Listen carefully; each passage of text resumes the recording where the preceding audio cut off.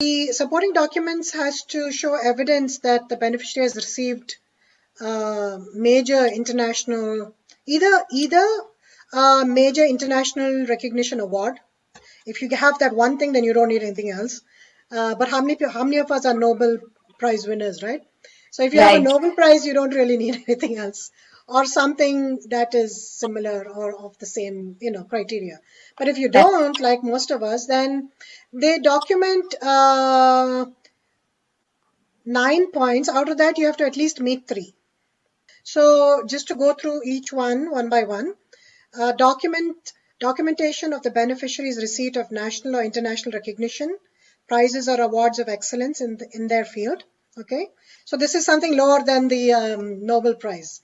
If you have received other prizes that are, say you were in India and you received something specific to your state. So say you were in Telangana state and you received an award from the Telangana government for your research.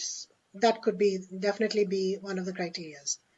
The second criteria is beneficiaries' membership in associations in the field for which they are being sought. So membership in a STEM discipline.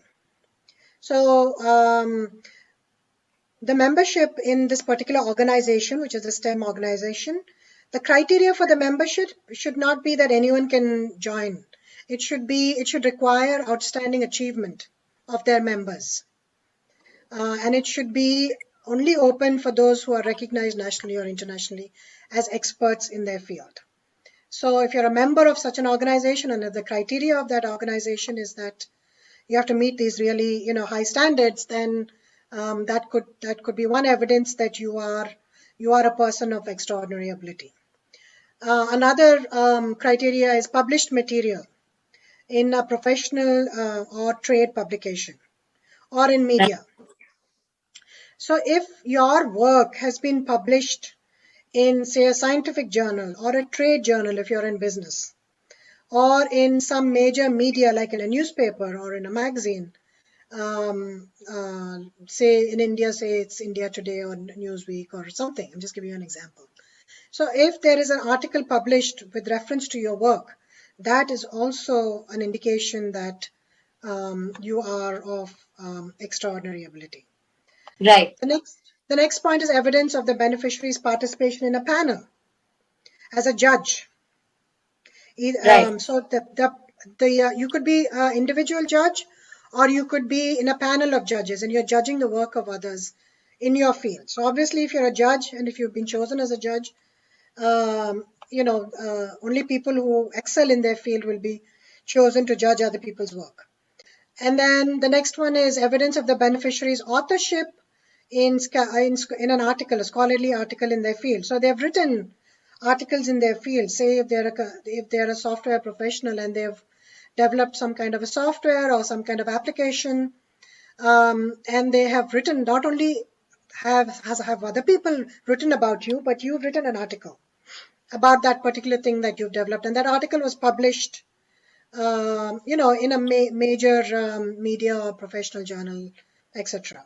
So that could be, again, a reason they would judge you as being of extraordinary ability.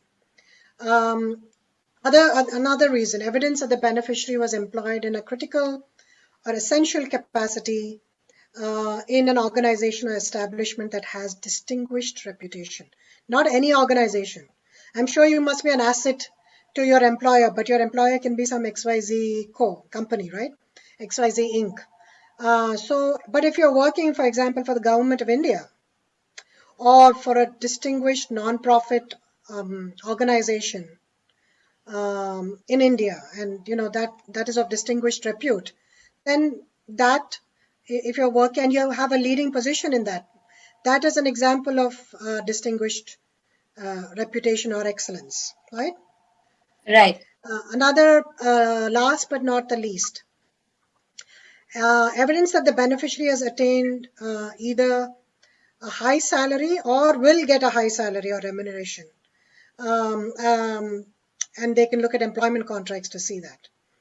But again, just this one criteria, just because you're getting a high salary compared to your other employees by itself will not be sufficient to meet that requirement.